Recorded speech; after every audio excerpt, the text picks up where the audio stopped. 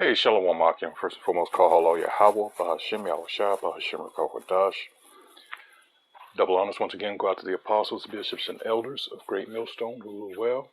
Salutations also go out to the fellow Akim out there on the highways and byways, pushing the truth across the four corners of the earth. All right, in order to wake up the remaining hopefully elect. All right, and it has worked. All right, it has, and it's still working. All right, all we need is this word. And that's been proven time and time again. All right, so this unholy holiday is coming to an end, thankfully. With a lot of Jakes worshiping it, even those that have received the word that they are really Israelites and that this is pagan. All right, but the question here, it says, and a lot of Jakes probably don't know this, it says, was the celebration of Christmas illegal in the U.S. until 1836? All right. This is from an article a little over 5 years ago now, 2018. It says, the final weeks of every year see the war on Christmas. All right. Of course, you can tell where this article is going. It says, return to television panel debates and newspaper columns in the United States, bringing dubious claims that modern American society has progressively marginalized and turned against public expressions of Christianity. In December of 2018, one widely shared internet meme turned this annual trope on its head, claiming that Christmas only came to be accepted relatively late on in the history of the United States, after a long period of Puritan disdain for what was once perceived as a pagan holiday. There's nothing perceived about it. It was taken from, all right, pagan customs. It's the worship, really, when you go into those Edomite nations, Northern Europe, the winter worship of the winter solstice. All right, those backwards people that are now pretending to be so sophisticated, and upright. No, Job 30 tells you all about these people if you care to read it. These are the people that would eventually be driven up northward from the region of the Holy Lands on up into what is now, that bottleneck where the Black Sea and the Caspian Sea, on up into what is now currently Russia and that area there. Another place that's been in the news, Ukraine. All that is the same peoples, all right? You have to know that because all the money that this country sends over there and to the state of Israel, those are the same people, all right? So it says the Facebook page for Truth Not Religion posted a meme featuring blurred images of public notices describing Christmas traditions as satanical practices, and it is. All right, along with the claim that Christmas was illegal in the U.S. until 1836, as it was considered an ancient pagan holiday. And here you see some of them here. Public notice. We're going to get into some of those. Public notice. Christmas was illegal, as it says here, until 1836 in the U.S.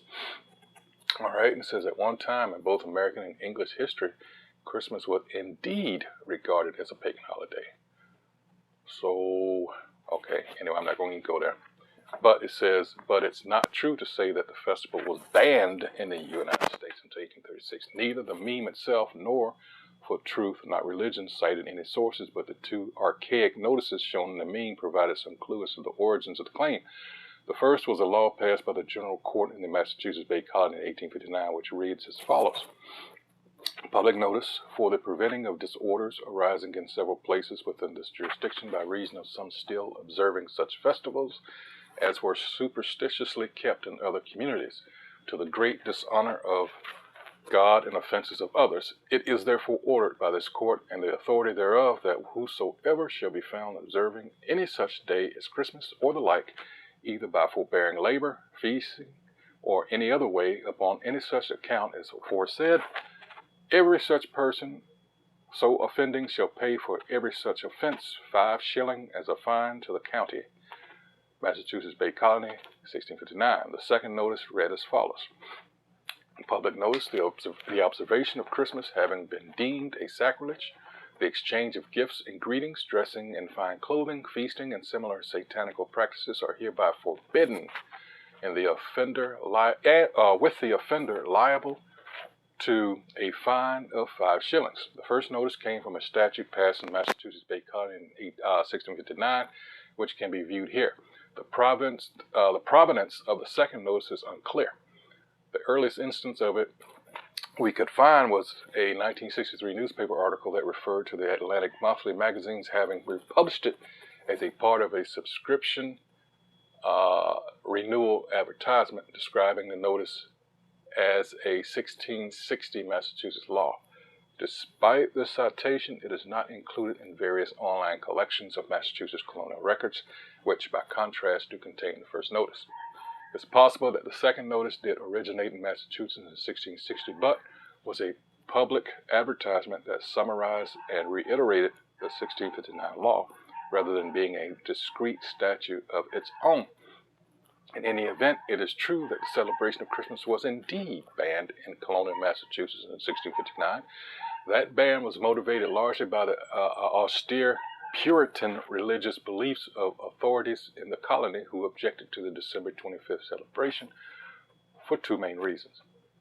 Because it was originally a pagan winter festival, what did I just say, co-opted by Christians and lacking in any biblical basis, and because it was typically accompanied by merriment and indulgence, because now you get the festival of Saturnalia,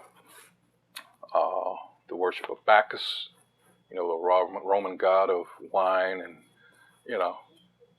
things of this nature. It says, and therefore was anathema to the Puritan principles of sobriety and hard work. In his book, The Battle for Christmas, the historian Stephen Nisenbaum referenced the suppression of Christmas celebration in early New England. In New England, for the first 2 centuries of, here we go, that white settlement, most people did not celebrate Christmas. In fact, the holiday was systematically suppressed by Puritans during the colonial period and largely ignored by their descendants. Only in the middle of the 19th century did Christmas again gain legal recognition as an official public holiday in New England. Nissenbaum noted that the Puritans often pointed out the lack of explicit biblical support for December 25th as, they say that J word, his birthday, an issue we have separately examined in greater depth and emphasized its pagan origins as well as decrying the excess that often came with it.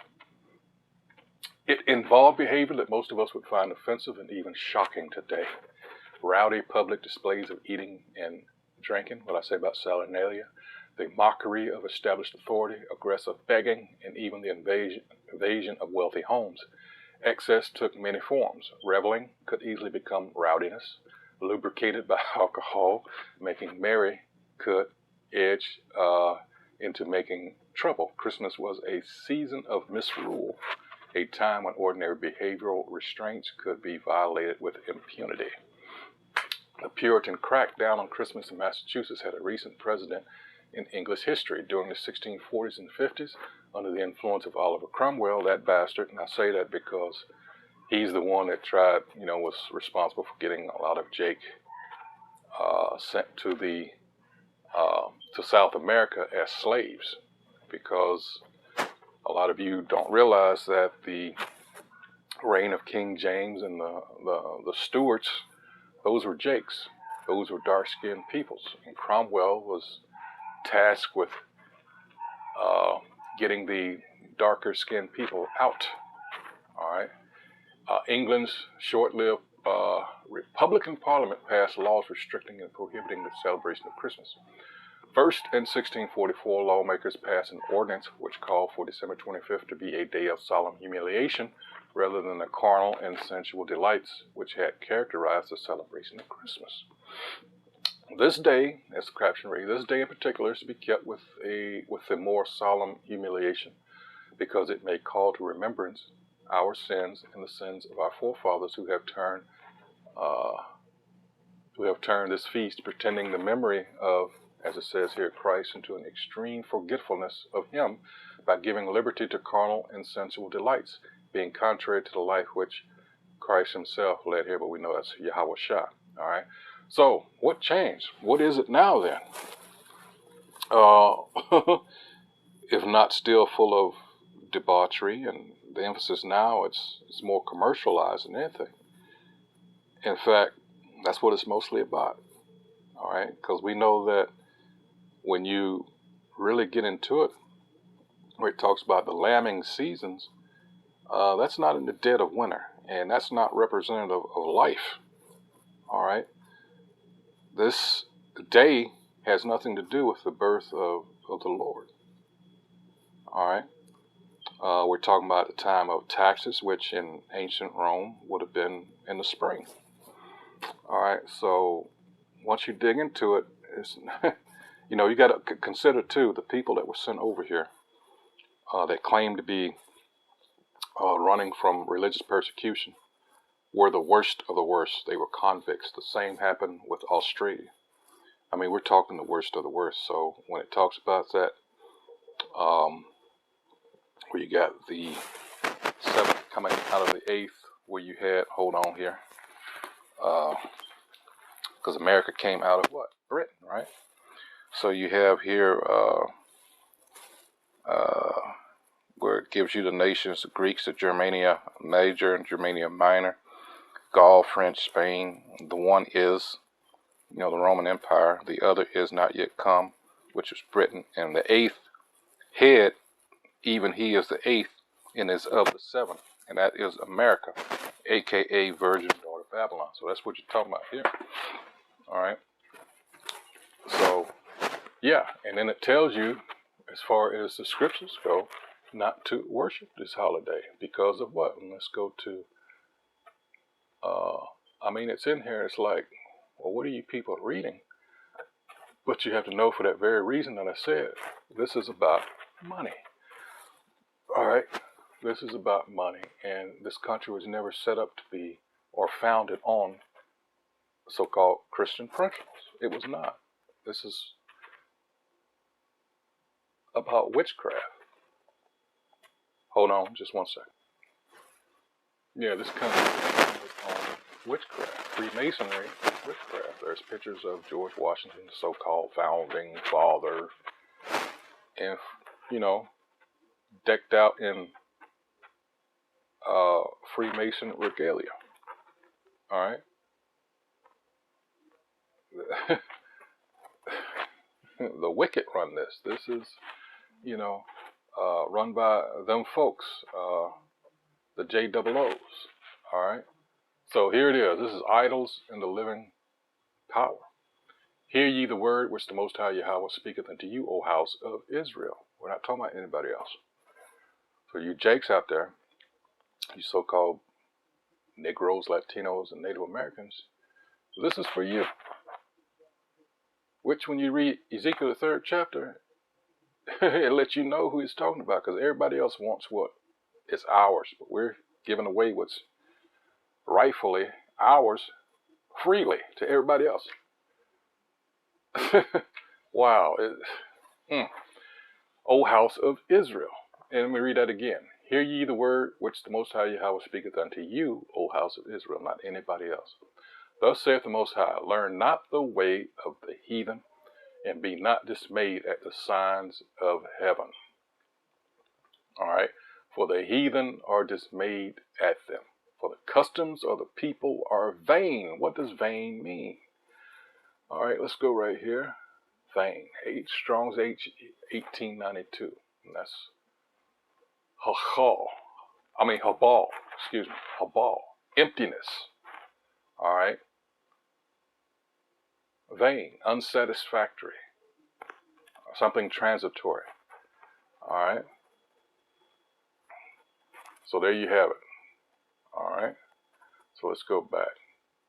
And it goes on to say, in 1647, the English Parliament banned the celebration of Christmas altogether, along with Easter and Whit Sunday, replacing them with a monthly day of rest.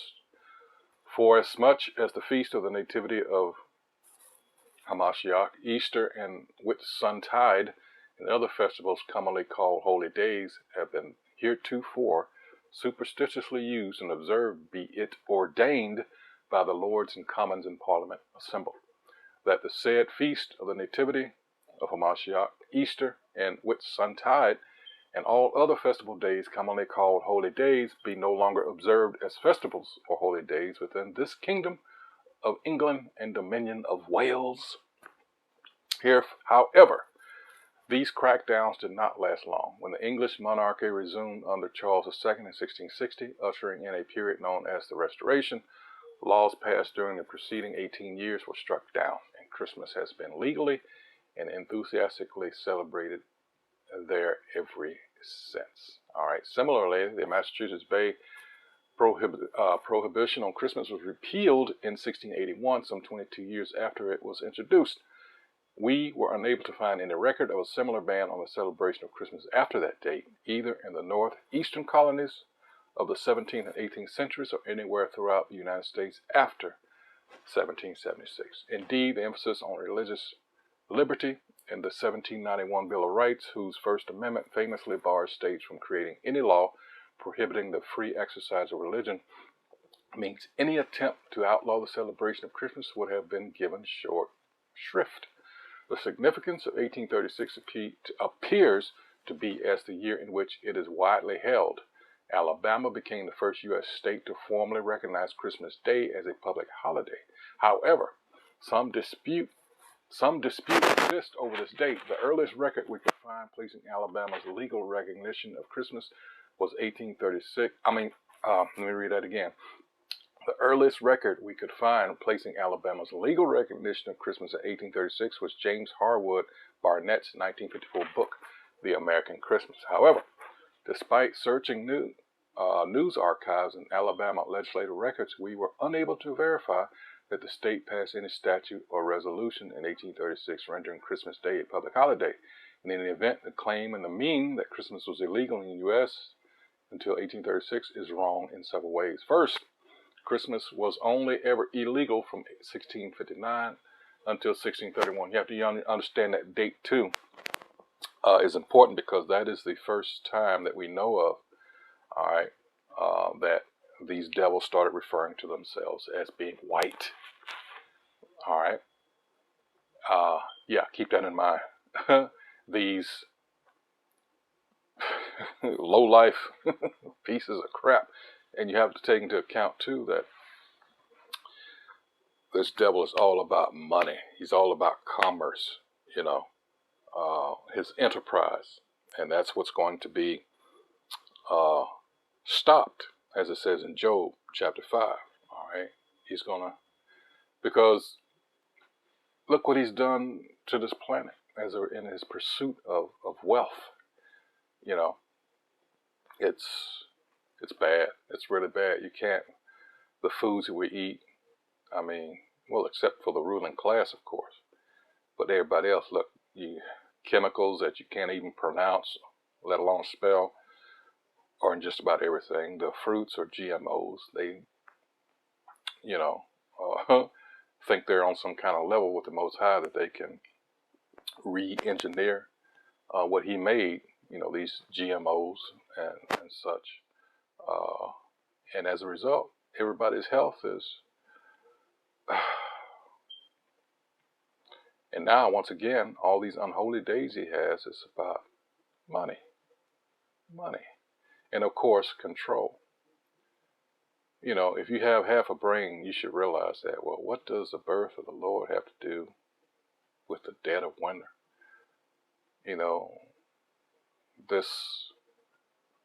The times that we in, they've altered them. That's according to Daniel's 7th chapter. He plays fast and loose. Everybody's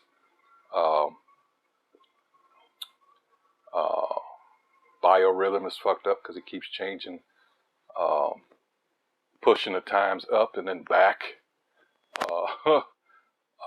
What is that, circadian rhythm and all that? It's out of whack. So, yeah, all because he thinks he's God. Wow. This devil's got to go. But back to this, let me finish this out. Finally, 1836 was the year in which, according to some sources, the first U.S. state recognized Christmas Day as a public holiday. However, there is reason to doubt the accuracy of that date, and in any case, a series of laws passed throughout the United States in the 19th century had the effect of making December 25th a day off for laborers, not overturning a ban on Christmas Day. All right. It says, for these reasons, the claim contained in the "For Truth Not Religion" meme is false. But overall, you can't argue with the fact, what is this? To hell with whether it was recognized on what date. No, we're talking about as it stands, the meaning behind this. What is it? It's bullshit. It's pagan. All right, it has nothing to do. You gotta understand. The big lie told is them folks over there now are the Israelites, and they're not. In fact, they don't call themselves. They don't refer to them. You gotta understand, it's a game being played here, and they played and preyed on people's ignorance of what the scriptures actually say. All right, they put their images up, as it says in First Maccabees 3 and 48. They put, and let me get it, because we have to do that because people say, well, no, because you got to understand who the people are it's making reference to here. All right, and it's the same people. You got to understand when you read First Maccabees. All right, you see who? Alexander reigned 12 years. You have to go up to the top here, but I'm just skipping through. And it tells you what, after he died, his servants, all right, his generals, Lysimachus, Lucius, Ptolemy, and Cassander, they took over and ruled. All right, and this is what this is going into and how they dealt with our people, how they used trickery, deceit, and some of our people made pacts, P-A-C-T-S, with them, all right, and siding with them,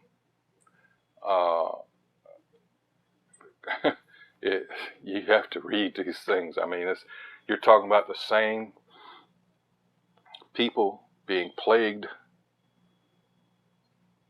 by the people now as it was back then. Nothing has changed. It tells you that in the scriptures. Ecclesiastes 1 and 9. All right, there's nothing new under the sun. And then when it changed to the Roman Empire, guess what? The same people were troubling the nation of Israel. Not the state, the nation of Israel. All right, and then there's that 400-year gap, roughly. All right, in the time where this is where Israel became Gentiles and Greeks, taking on those customs. All right, under this devil here, Antiochus Epiphanes IV. All right, not wanting us to uphold our customs, but instead, try to be like them. Going through our temples and defiling them, things that are the Maccabees. Woof. And that's why, you see these jakes pledge to these Greek organizations. You're like, you have no idea what you're doing. But again, these are those spirits that keep coming back, In any case, let's go to where I was going to go, because I didn't want to take too much time on this. It requires a lot of you to study. We can't. And a lot of you, unfortunately, look at these videos as entertainment instead of trying to get this in your head and understanding that this is about you. And I'm talking about you Jakes, you so-called Negroes, Latinos, and Native Americans. And it goes into the history of what these people did to us and continue to do. This is 1 Maccabees 3 and 48. And laid open, let me see if I can go here. And let's see, and laid open the book of the law, wherein the heathen had sought to paint the likeness of the images. And this is when you pick up these Bibles today, the same thing is going on, especially since the Renaissance. All right, when you understand, after Rome fell, that period of roughly 1,000 years, where this white man was sealed up, and that's Revelation 20th chapter. That's that period that it's talking about, and he had to be what? What's the Renaissance? All right, when he came back into power. And then we, as it says in the scriptures, he raises one up, all right, he puts down another. And as we went down, they came back up. That's your Renaissance. And then he painted the likeness of his images in the books. Because when you look at all that art that's still up, because there was so much of it that they couldn't destroy it all. And when you look at these dark images and these ancient books and some of these statues that are still over there with the noses mysteriously, everything's fine except for the noses are chipped off. All right, you have to know what that's really about. All right, it's not about Africans. All right, it was Israelites that ruled. That's why they can tell you what happened in 1 million BC, but they can't tell you what happened in the Dark Ages. Why? Because this is an embarrassment to them. Look up the wild men of Europe. You know, these nasty, stinky people running around. But, you know, that period didn't exist. Why? Because they're embarrassed by it. All right. Like I said earlier, Job 30th chapter, read it. These people are still very low, and you know that's their nature. But they've managed to. This is another part of their blessing. You know, deceit. You know, they're very carnal people. These so-called white people. Their nationality is that of Edom. All right, you have to know that. Okay, so we've done that, and basically that's it. Yeah.